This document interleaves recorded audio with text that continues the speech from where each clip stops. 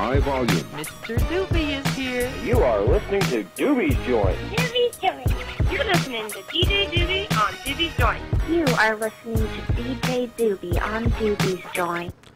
That's me. I am DJ Doobie, and I do a live show every Saturday, usually starting at 10 p.m. at www.doobiesjoint.blogspot.com. But with this video and this series of videos that I'm going to be posting online, these videos are going to be about some of the different programs that you can use. Most of the programs I use are completely free, and I'm going to focus on one of them today. The one that I'm going to be focusing on is the one I'm using right now in order to make this microphone play out on both sides of your headphones. If you're listening to a stereo source and you want to be able to make sure that whoever's listening to you is going to be able to hear you on both sides, especially if they're going to try to listen back on a device that only plays out in mono, like the, let's see, for example, on a cell phone, just got the one speaker.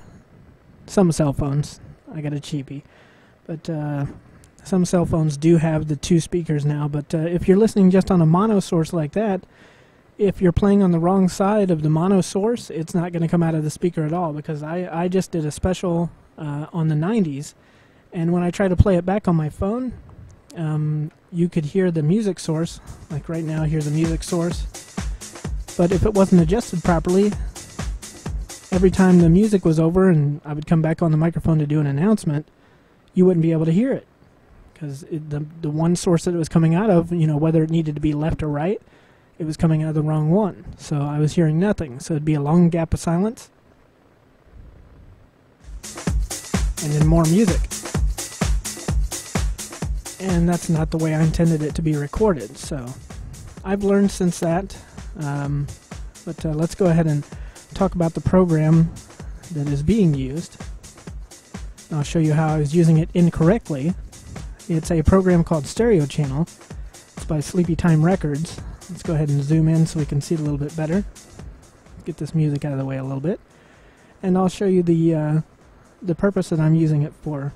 So first of all, let me show you what it does, and then I'll show you how I was using it wrong, and then I'll bring it back to the way it is right now so you can see how it can be used correctly. So what it's being used for currently is two different things. Basically, we're amplifying the signal. So if I go over here and I hit that, I'm going to bring it back to 0 decibels. That's no amplification being added onto it. So it's a weaker sound. If the music's louder, then you're just going to get swallowed alive by the music. I'm going to be trying to do an announcement over top of the music, and it's not going to come through as well. So that's why we have the amplification to bring it up, pump it up so you're over top of the music. I usually leave it around 8. It depends on what purposes you're going to be using it for. You don't necessarily have to use the mouse. You can actually input the amount that you want it at, if you want it at a flat level 8, or if you want it at level 12. Whoops, we definitely don't want to put it at 45. Let's go ahead and put it in for 12, and that'll give you a lot of amplification. Probably don't want to get too close to the microphone when you're using it like this. You know, the closer you get, the more chance of distortion. It does have peak meters here to let you know when you're getting too loud. The peak meter comes on. Actually, there's a lot of adjustments in here where you can set up how the different meters display what's going on. And so, like I said, I like to use it at about 8. It's not too much, it's not too little. So now that I'm showing you the amplification that it can do, here's the other thing that it's doing. It's basically doubling up this mono signal. Right now I have a microphone plugged into the left channel, and when I'm not using this to process the signal, it's still just coming out of the left-hand channel.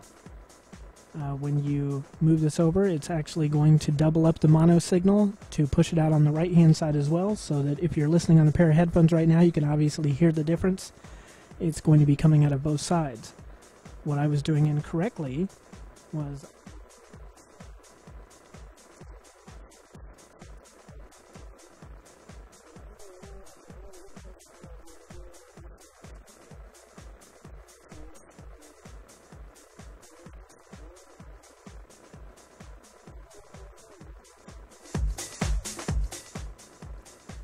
just depending on how it plays back the audio.